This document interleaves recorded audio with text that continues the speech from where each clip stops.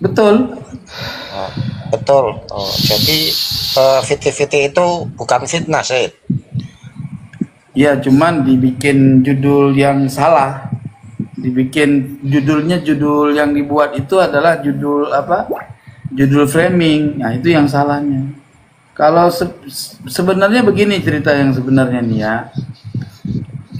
Habib yang pertama itu Alkaf, ada di Bogor. Itu saya diundang pas saya lagi live, ayo main ke sini mancing apa gitu kan, saya suka mancing.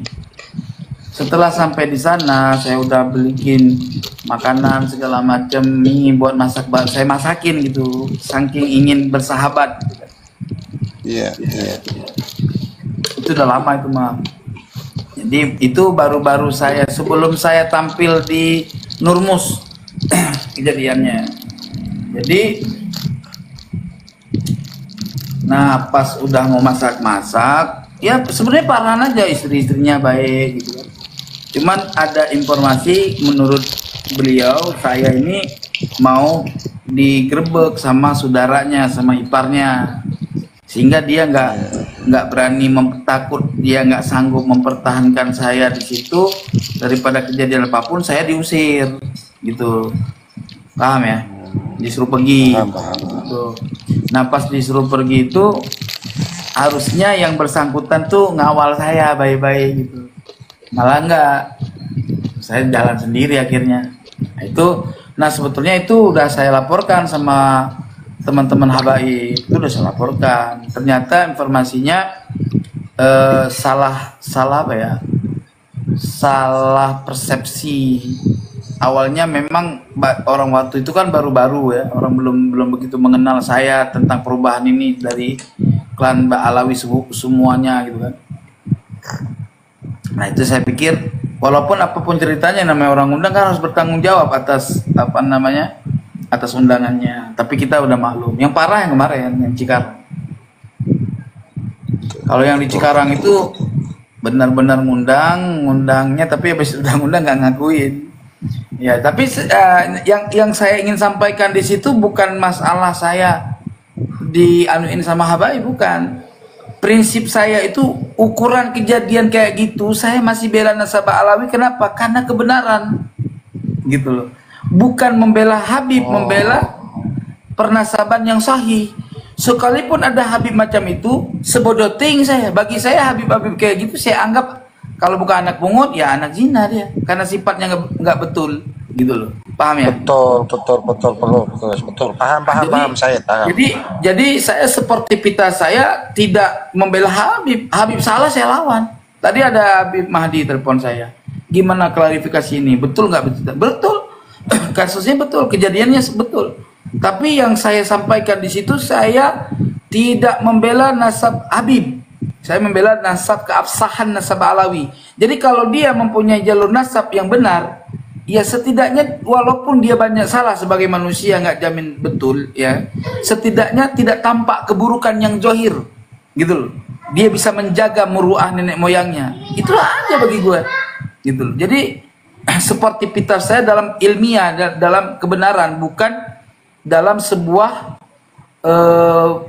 fanatisme bodoh atau membela Habib sebodoh ting. Gue hari ini membela Habib aja tanpa data, nggak begitu. Jadi gue membela nasab yang sahih, yang memang setelah gue teliti itu benar. Imaduddin salah, walaupun ada karakter Habib kayak gitu, bagi gue nggak menjadi apa ya, nggak menjadi pupus semangat untuk membela yang benar, nggak begitu. Nah jadi cerita yang gue bicarakan dengan Ustadz Wahab itu benar, tetapi oleh rombongan Mukimat dibuat narasi roastingan seakan-akan gue ini begini, gue ini dianggap begini. Ya sekarang masalah nasab gue, ya sekarang ada orang nggak percaya nasab gue, sama seperti orang nggak percaya nasab Habib, pribadinya silahkan. Tetapi kalau dia menyatakan nasab gue palsu di hadapan orang layak, saya samperin. Habib mana saya samperin, gitu. Karena apa? Karena kalau orang nggak punya ilmu nasab, menafikan nasab orang itu manusia durjana, gitu loh. Nggak mau tahu saya apa, siapa dia, Habib mana dia, nggak mau tahu. Lo nafikan nasab gua, urusan dengan gua, An-nasu mu'tamanuna bi ansabihim. Lo punya ilmu nasab, Rabitoh mana yang jago nasab? Ayo hadapan sama gua ketika menafikan nasab gua. Gua punya data. Dan gua bisa menafikan nasab orang tersebut berdasarkan data dari klannya masing-masing. Gitu. Jadi coba lurus-lurus aja gitu. Kalau kita bicara masalah keabsahan nasab, bicara keabsahan nasab. Jadi yang jujur aja, Mukimat juga yang jujur. Jangan mereka kayak gini nih, lagi siap nih merekam, ya kan? Merekam supaya ada bahan untuk buat roastingan untuk menjatuhkan nama baik saya. Tidak takut saya. Habaib nggak mau dukung saya pun nggak ada urusan, saya tetap berteriak kepada kebenaran, gitu loh. Nggak ada urusan buat saya. Waktu saya jadi waktu saya jadi di Mukimat bela Imaduddin, apa yang saya dapatkan? Bangkrut malah. Apa yang dikasih sama si Imad dan rombongannya? Nggak ada, seperak akan nggak ada. Sama di ketika saya membela keabsahan nasab Ba'alawi, hatta semua Ba'alawi ninggalin gua. Maafi muskilah, tidak ada masalah buat saya. Saya tetap membela kebenaran nasab, bukan membela Habib. Gitu, paham? Paham. Tapi saya sudah mulai menilai Sayyid Qori itu berbicara secara jujur, karena waktu kemarin mungkin Sayyid Qori ingat ya, waktu saya berkata bahwa putranya Habib Taufik Assegaf itu kan mengatakan bahwa rukun Islam itu ada 6. Terus Sayyid Qori itu bilang siapapun itu yang mengucapkan sesat ya. Saya sepakat itu, baru saya sama Sayyid Qori saya sepakat. Berarti betul-betul bahwa Sayyid Qori membela yang benar dan menelusuri apa yang benar. Terima kasih. Iya, artinya ketika anaknya Habib Taufik melakukan kesesatan, ya kan bukan berarti bapaknya yang salah.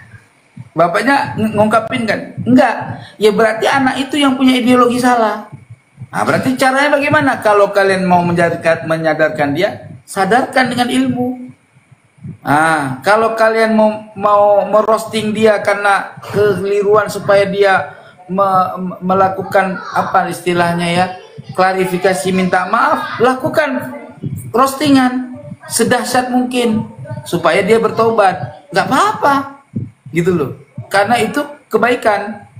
Jadi kalau ada seseorang sadah yang salah, ya ajarkan dia supaya menjadi orang yang bertobat. Jangan dinafikan nasabnya. Bapaknya kan nggak salah, pencuri anaknya Muhammad, ya kan, mencuri bapaknya Saleh. Apa bapaknya jadi batal sebagai anaknya? Iya enggak kan? Tapi kita boleh curiga. Boleh jadi yang mencuri itu bukan anak bapaknya, tetapi anak pungut atau anak siapa, anak tiri kan gitu. Curiga ke situ boleh, tetapi tidak sampai membatalkan secara qat'iyyu dilalah, memastikan kok bukan anak si Anu, itu nggak boleh. Harus dengan penelitian, ceriti dulu, tanya sama bapaknya waktu ketemu anaknya Malik. Bapak kiaimu, apa betul ini anak engkau? Dia bilang sebetulnya anak tiri itu. Kan baru ketahuan berarti anak tiri gitu loh. Paham ya?